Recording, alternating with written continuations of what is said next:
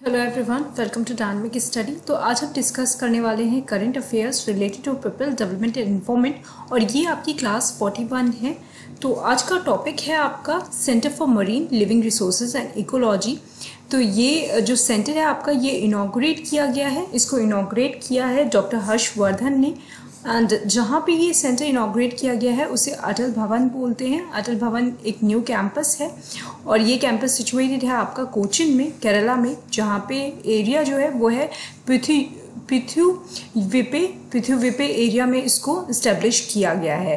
तो ये जो न्यू कैंपस है ये है centre for marine living resources and ecology और इसका इनॉग्रेशन डॉक्टर हर्षवर्धन ने किया है, जो कि यूनियन मिनिस्टर हैं, union minister for earth sciences हैं। तो दो तीन चीज़ें आपको यहाँ पे याद रखनी है। पहला तो ये कहाँ पे सिचुएटेड है ये आपको याद रखना है। तो ये कोचिन में है, Kerala.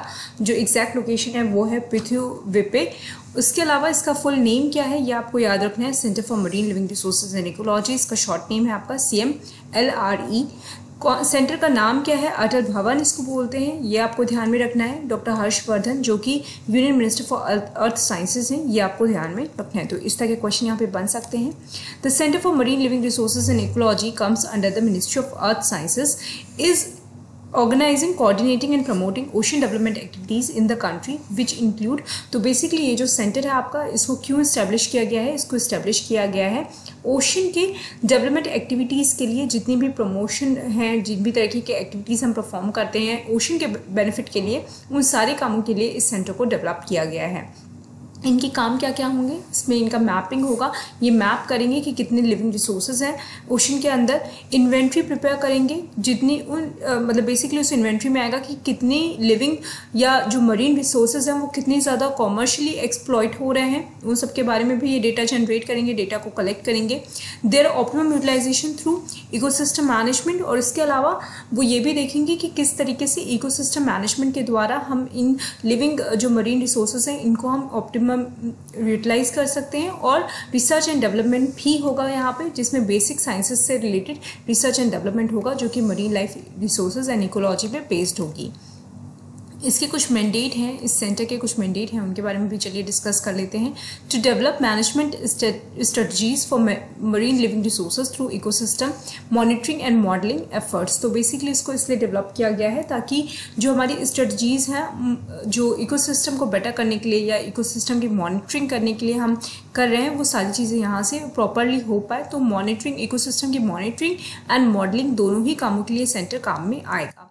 Evolving, coordinating and implementing time target national regional R&D program in the field of marine living resources and ecology through effective utilization of fishery and oceanographic research vessel सागर संपदा। तो सागर संपदा एक ओशनग्राफिक रिसर्च वेसल है। उस रिसर्च वेसल को use में लेकर ये सारा काम यहाँ पे किया जाएगा। इस सेंटर पे सारा रिसर्च एंड डेवलपमेंट होगा लिविंग रिसोर्सेज के ऊपर। जितनी भी मरीन लिविंग रिसोर्सेज है, मतलब मरीन लाइफ जितनी भी है, उनके ऊपर ये मतलब बेसिकली रिसर्च कंडक्ट करेंगे। Strengthening the research on marine life resources and ecology include the establishment of data center for storage and dissemination of data information to the end user। और इसके साथ साथ एक डेटा सेंटर को भी establish किया जाएगा जहाँ पर मरीन लिविंग रिसोर्सेज से रिलेटेड सारी ही इंफॉर्मेशन हो, ताकि वहाँ से हम इंफॉर्मेशन को स्टोर कर सकें और लोगों तक डिसेमिनेट कर सकें, लोगों तक पहुँचा सकें। Coordinating the national program relating to southern ocean living resources, that is Arctic marine living resources। और इसके साथ साथ जो भी इंडिया के जितने भी सदर्न ओशन लिविंग रिसोर्सेज चल रहे हैं, जितने भी Arctic marine life living resources चल रहे हैं, उन सारे प्रोग्राम में यहाँ से उनके साथ, उन प्रोग्राम्स के साथ कोऑर्डिनेट करना, उनको हेल्प पहुँचाना, उनको डेटा प्रोवाइड करना, ये सारा ही काम ये सेंटर करेगा। CMLRE was established at Kochi in 1998। तो 1998 में इसको कोची में एस्टेब्लिश किया गया था by upgrading the erstwhile Sagar Sampada cell with exclusive facilities for implementing the marine living resources programme. तो वहाँ पे जो सागर संपदा सेल थी उसको अपग्रेड किया गया था और इस तरीके से कोची में इसको 1998 में एस्टेब्लिश किया गया। Marine living resources programme investigates, surveys, assessment, exploitation of marine living resources and studies on the response of marine resources to change in the physical environment। तो जितने भी marine resources के physical environment में changes आ रहे हैं या जो marine living resources है उनसे रिलेटेड जितनी भी studies होती हैं वो यहाँ पे की जाती हैं। The studies are undertaken with an objective of developing an ecosystem model for the management of living resources in the Indian EEZ. The fishery oceanographic vessel सागर संपदा is fully utilized for these studies। तो ये जो आपका fishery ओशनग्राफिक vessel है जिसका नाम सागर संपदा है, अगेन आपको ये चीज़ याद रखनी है सागर संपदा क्या है ये आपको पता होना चाहिए।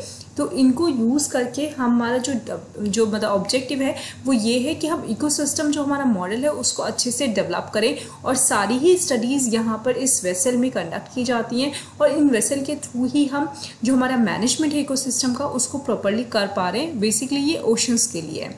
So this is all about this topic. I hope ये टॉपिक आपको क्लियर हो गया होगा। अगर कोई भी क्वेरी है तो आप मुझे कमेंट में पूछ सकते हैं। Thank you so much. Keep on watching and keep on learning.